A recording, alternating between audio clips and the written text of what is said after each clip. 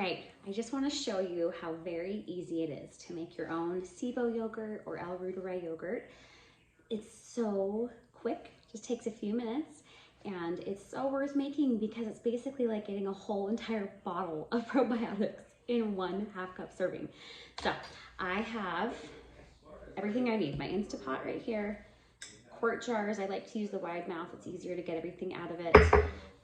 A batch of previous yogurt or the start. And then I like to use a combo of 1/2 and 1/2 and A2 protein milk, plus inulin prebiotic powder. I get this on Amazon. I've included the link in the recipe for the cheapest one I found. If you find a cheaper one, let me know. So that's everything you need. And it literally just takes a couple minutes here to put together. So I'm actually gonna make the yogurt in my Instapot in the jars. So I'm not gonna put it directly into my Instapot. The first time you are making a batch, if you don't have a start from a previous batch, you will use little probiotic capsules.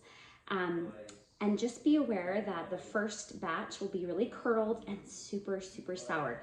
So I don't like to make more than 1 or 2 quarts for my very first batch if I'm starting with a probiotic capsule, just because it's not palatable. And so just what I did with that batch is I labeled it start with a Sharpie on the lid.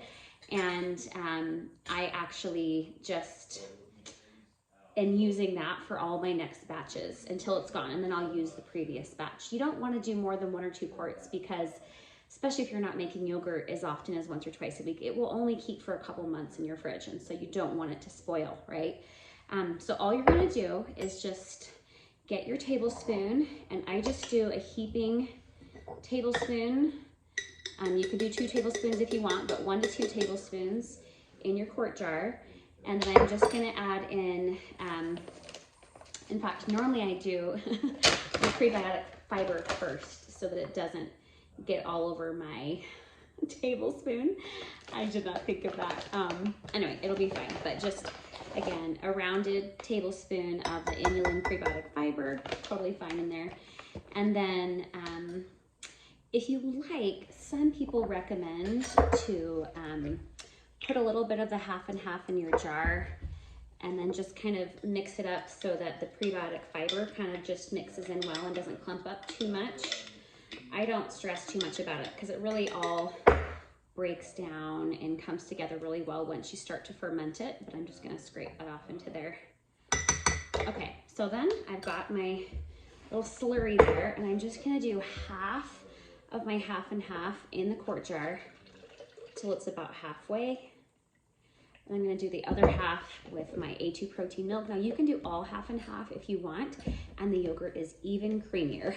But I'm just gonna do, just so it's not quite as fatty, the other 1/2, and I'll just fill it up to about the top there of my jar before the rim.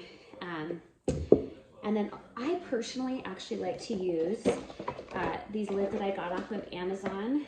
They're quart jar lids, they're not for canning, but they are plastic, and they won't get all rusty like you would if you were using like a tin metal lid. So all I do, you don't want to screw it on, just set it on the top, and then all you do, literally it's so easy, is you're just going to get your Instapot, open it up, pop the jar inside, and then put your lid on, close it. I leave the vent open so that it doesn't get quite as hot. And then I just select, I have a yogurt setting here on my Instapot, and I just click yogurt, and then it starts. And I just set the time for 36 hours. And then in 36 hours, it's done. So normally I will do 4 jars at a time after you do your first batch with the probiotic. Again, if you have a yogurt start, then I would do all 4 jars at once. We love this yogurt. Everyone in my family eats it every day, and so it's really useful to have 4 jars sitting in my fridge, and that gets us through, you know, a few days, basically 4 or 5 days. And then it's time to make some yogurt again. Because it takes 36 hours to ferment, you do have to plan a little bit because like if you're making it at 10 o'clock in the morning, it's gonna be ready at 10 p.m. the following day, right? So I wouldn't wanna make this at like 1 o'clock in the afternoon, because then it's gonna be ready at 1 o'clock in the morning, and I don't wanna have to go and put it in the fridge at 1 a.m. And so just try to think about, okay, when's 36 hours from now?